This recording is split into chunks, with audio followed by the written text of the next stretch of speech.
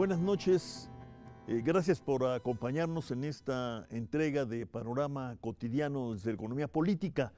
Continuamos con lo que iniciamos la semana pasada, esta reflexión sobre la pobreza, la desigualdad, sus datos y sus cifras a partir de la publicación de la Encuesta Nacional de Ingresos y Gastos de los Hogares del INEGI y el posterior informe sobre el tema del Consejo Nacional de Evaluación de la Política del Desarrollo Social. Delfino Vargas, hemos hablado la semana pasada y todos hablamos de pobreza y desigualdad. Y al mismo, los rigurosos, los estudiosos nos dicen, no es lo mismo. Pobreza y desigualdad no es lo mismo, pero al mismo tiempo ustedes, entre otros, también nuestro amigo y colega Fernando Cortés, por ejemplo, han insistido en que en la situación mexicana no es posible separar la pobreza de la desigualdad, que de hecho la pobreza tiene en la desigualdad una de sus fuentes principales.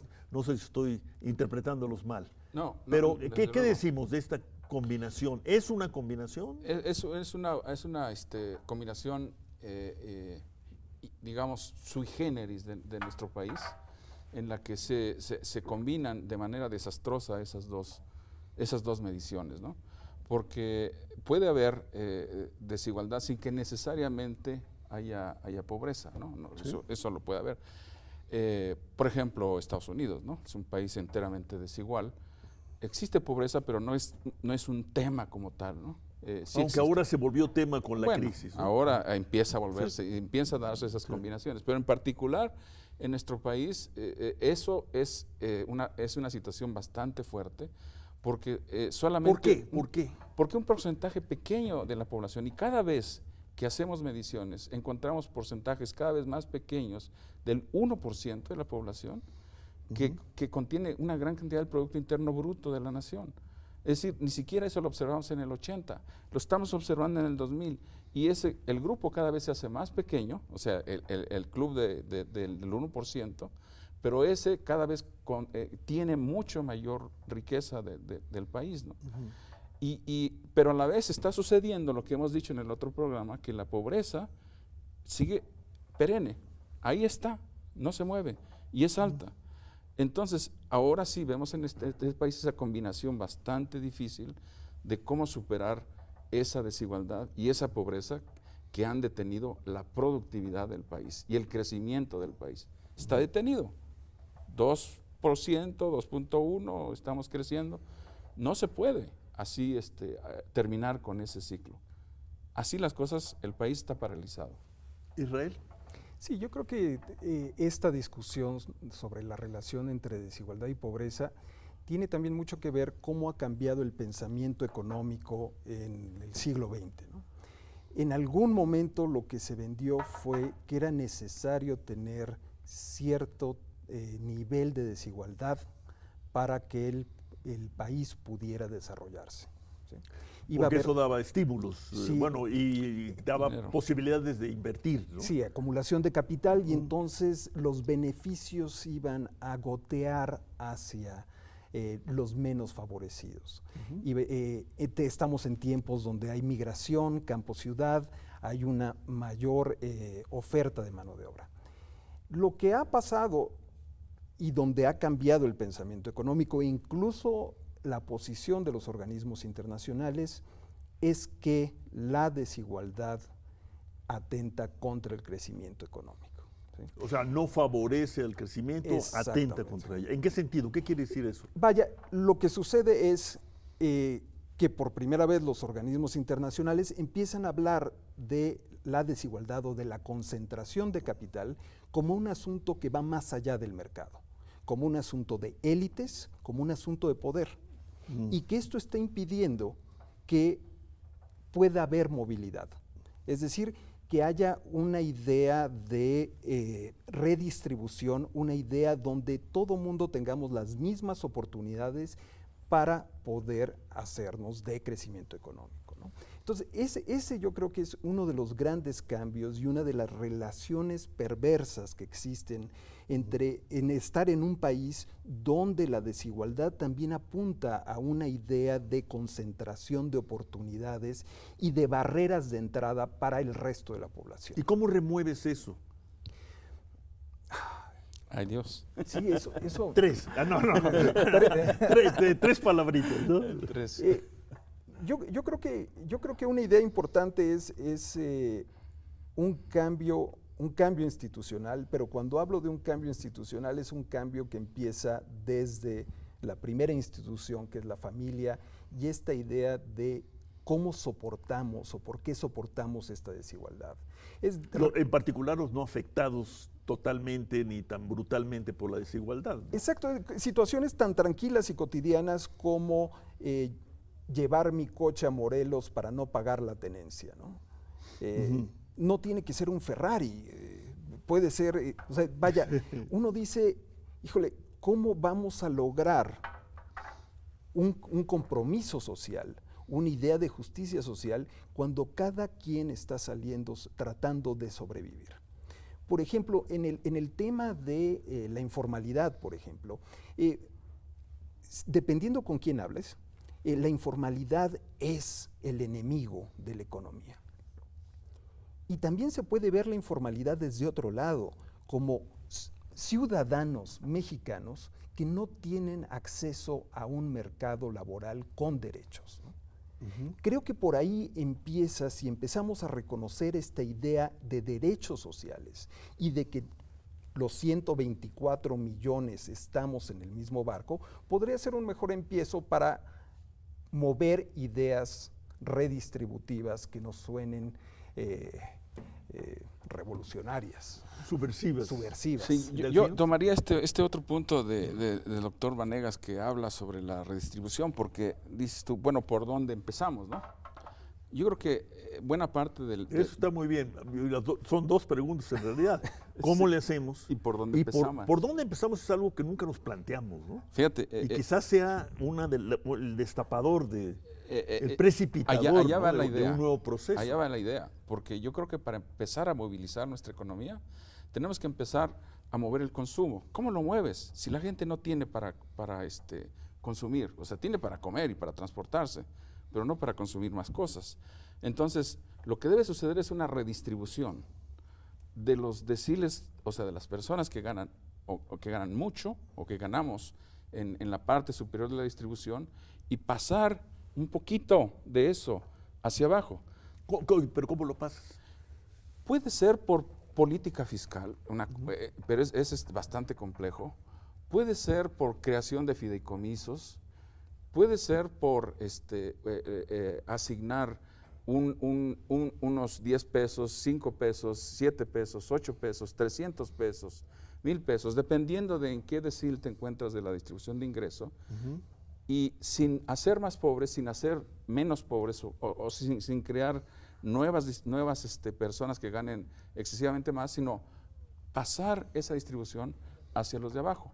Y yo no estoy hablando de 50%, 30%, estoy hablando de 5%, por ejemplo.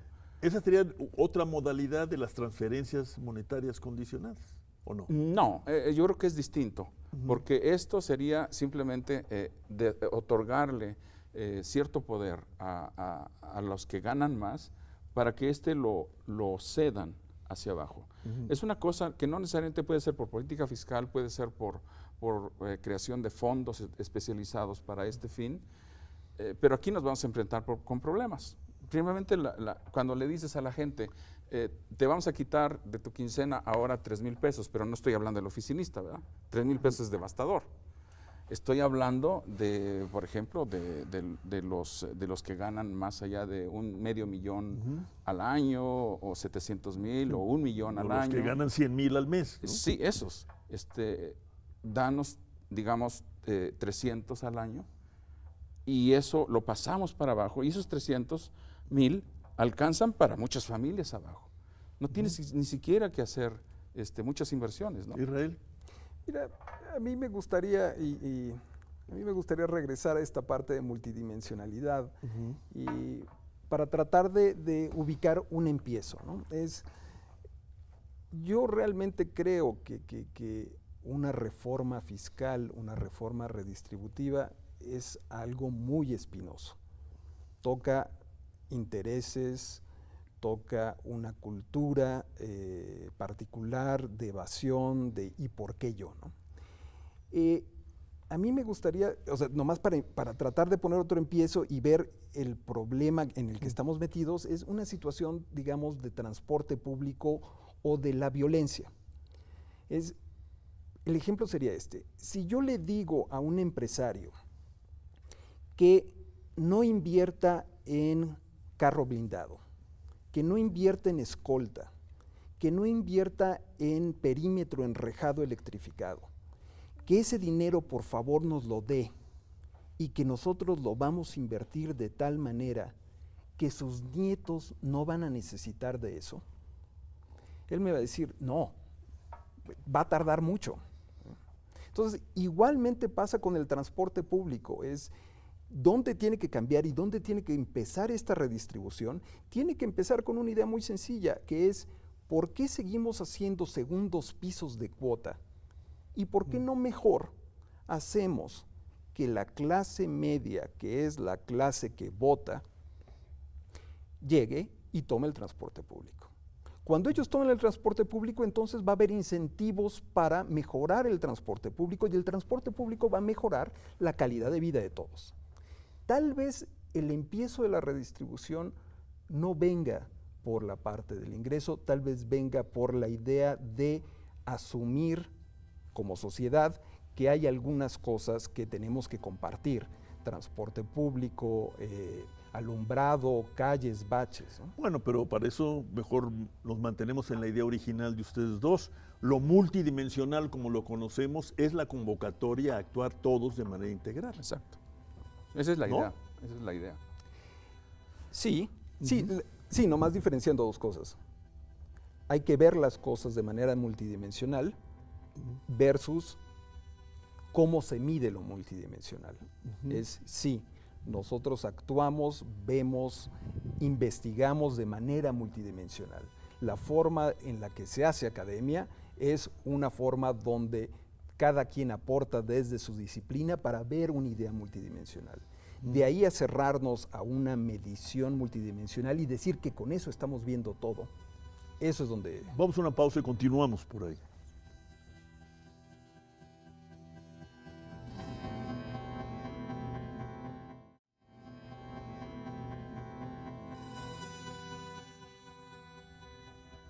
Esta es nuestra última sección, nuestro último segmento de esto que yo llamaría una muy buena, jugosa introducción al gran tema: pobreza y desigualdad en México, que nos marca, nos frena, nos estanca, etcétera. Como ustedes lo han dicho, habla de, como tú dijiste, Israel, de la mala salud de la nación, ¿no? Tanta gente en mal estado, vamos a decirlo así. Muy rápidamente sí les diría, empezaste tú, Israel, por cierto, no es lo mismo adoptar el enfoque, el criterio multidimensional, que aceptar las formas de medir esta cuestión en la actualidad. Ha habido un litigio, una discusión, un debate entre INEGE y Coneval, con participación de académicos, por ejemplo, muy destacadamente la de Delfino Vargas e Ileana Yachine de nuestro programa, colegas del Centro Espinosa Iglesias, del Colegio de México, etcétera. ¿Qué es lo que tenemos que hacer? No, el debate tiene que existir siempre, sí, en particular en materia de pobreza, ¿no? La pobreza, pues, es al final el fruto de muchas convenciones. Esperemos sean las más racionales posibles, pero son convenciones, a diferencia de la desigualdad, pues que la mide uno y se acabó, ¿no? ¿Qué es lo que estás sugiriendo tú? Enfoque multidimensional, pero no necesariamente aceptación de la manera en que se mide. ¿Qué hacemos con eso? Mire, yo creo que serían tres vías. La primera es, y hay que reconocer, hay un esfuerzo del gobierno por tener una medición oficial, transparente, y que con eso organicen su programa de política social, de desarrollo social. Hay que reconocerlo porque con eso podemos empezar la crítica.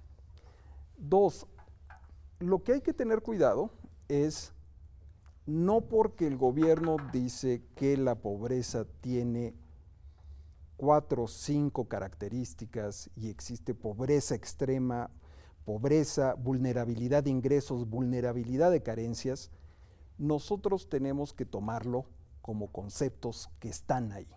Eso es lo que tenemos como academia que cuestionar. ¿Y qué tenemos que proponer como academia? Es proponer nuestras propias mediciones, porque las mediciones es lo que hacen observable hacia dónde queremos ver el problema. Asumir que con esta medición oficial podemos investigar todo como academia o usar eso como el rasero, yo creo que es un mínimo. Sí, tenemos que usarlo para comparar, pero tenemos que ver otra cosa. Entonces, yo lo que digo es la multidimensionalidad viene de nuestra disciplina y de la forma en la que vemos y queremos entender el problema. Y hay una tercera cosa que yo creo que es muy importante en esta parte de la medición y que también se tiene que ver con cuidado, que es no solamente cómo se mide, sino con qué se mide, ¿sí? Y en eso también ha habido últimamente grandes debates sobre la calidad de la fuente con la que estamos midiendo la pobreza en este país. La encuesta de ingreso-gasto y el módulo de condiciones socioeconómicas, ¿sí? Exactamente. Hasta eso lo he aprendido por culpa de ustedes. Yo tengo esta opinión, mira, como especialista, porque parte de mi rama del trabajo que yo hago es medición, y hablo de cualquier medición, la estatura, lo que tú quieras, medir. Bueno, medir, para poder hacer mediciones tienes que tener instrumentos que sean comparables. Yo hago, por ejemplo, estudios longitudinales, pongo una pregunta en la primera medición, en la segunda, en la tercera, pero debo cuidar que esa pregunta que ya puse desde el inicio se conserve en el tiempo para poder estudiar los efectos que sean de mi interés. No puedo a la mitad del camino de cierre ocurrente decir, ya tengo una mejor medida y la voy a cambiar y voy a meter esta medida y continúo midiendo. ¿Por qué? Porque entonces ya no tienes comparabilidad con lo que ya habías medido. Lo que quiero decir con este ejemplo es, si vamos a medir la pobreza, vamos a medir el ingreso, entonces debemos utilizar los mismos instrumentos a lo largo del tiempo. Si los modificamos, corremos el riesgo de no comparar lo que teníamos. Decimos, bueno, somos 40, 42, 43, 40, lo que sea de pobres, ¿no? Pero para poder saber cómo van los efectos de la política social, tenemos que ver que esos porcentajes y esas mediciones sean comparables. Ya, claro. De lo contrario, no vamos a poder. No podríamos decir que la política social bien, fue exitosa, Ajá. ¿no? Porque no sabemos si fue exitosa. O sea, bien o mal, se tiene que hacer así. O sea, quiero decir, medir lo mismo en el tiempo. O sea, claro, estoy de acuerdo con Israel que llega un punto en que decimos, bueno, llevamos tanto tiempo midiéndolo de esta manera, vamos a modificarlo. Bueno, si lo vamos a modificar, entonces tenemos que crear consensos para poder hacerlo. ¿Cómo lo modificarías, Delfino? Caray, eso está Después de interesante. este túnel en el que te metimos. No. Para hacer modificaciones, en primer lugar, lo que tendríamos que hacer es consultar con los expertos en las diferentes áreas en las que estamos ¿Te refieres involucrados. Educación, salud, seguridad social, salud, nutrición? Y con todos ellos, casa, techo, volver a hacer un instrumento que realmente pueda hacer esas mediciones, incluyendo el ingreso. El INEGI hizo unas modificaciones en el módulo de condiciones sociales 2015.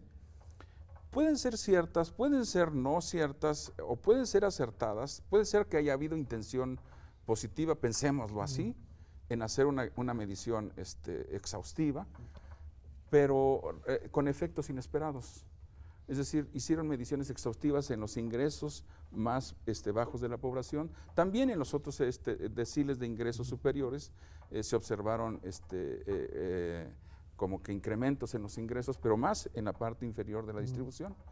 Y nos preguntamos que qué pasaba. Al final, lo que pasaba es que la gente empezaba a declarar más cosas. El cochinito, la gallina, el regalo del compadre, empezaban a recordar más cosas y de repente los ingresos subieron, ¿no? Digamos, en especie. Y otros ingresos también que no se acordaban, o los programas sociales a lo mejor no querían declararlos, quizás es posible, yo qué sé. Y en efecto, encontraron una medición de 35% de pobreza en esa medición del Mocoso, del Módulo de Condiciones Sociales 2015. Ahora, 35% de pobreza es mucho también para un país como este. También, pero si hubieran sido consistentes Claro. desde el inicio en hacer esa medición, ya podríamos saber cuáles son los efectos de la política social. Israel.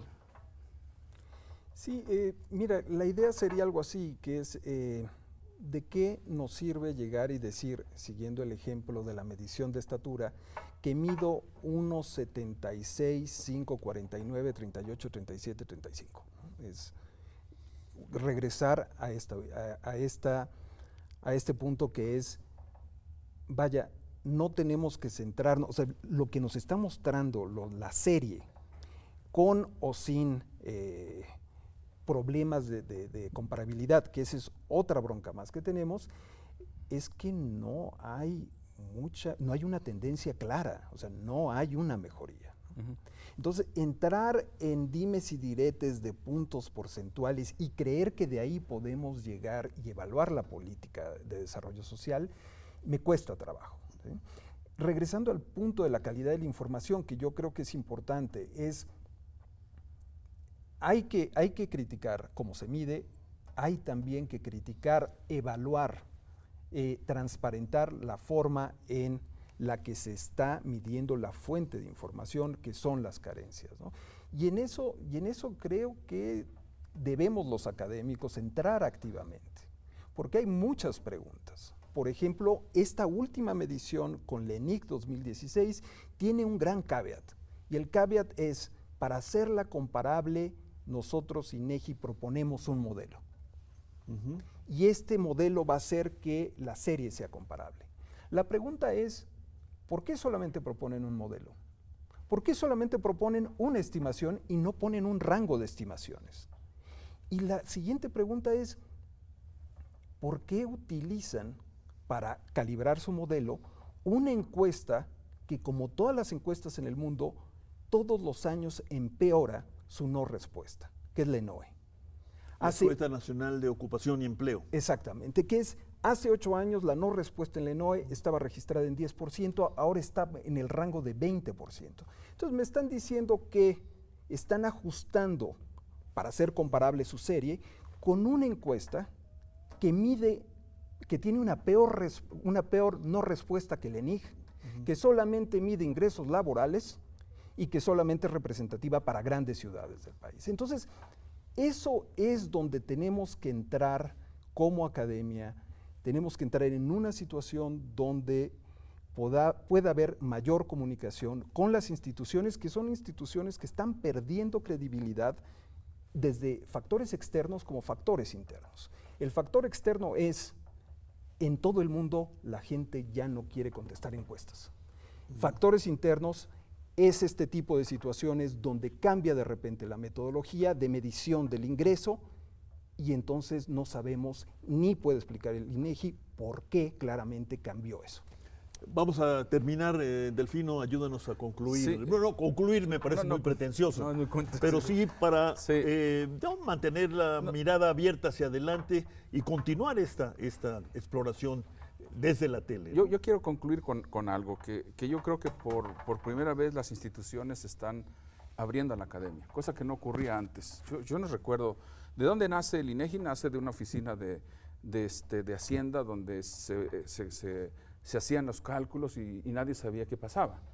Hoy tenemos una institución como el INEGI, como en el Coneval, que son un poquito más transparentes, o diría yo, se puede ya ahora dialogar, y que la academia también puede estar cuestionando, es escuchada, y existe al menos una intención de interacción. Eso es lo positivo que debemos rescatar, ¿no?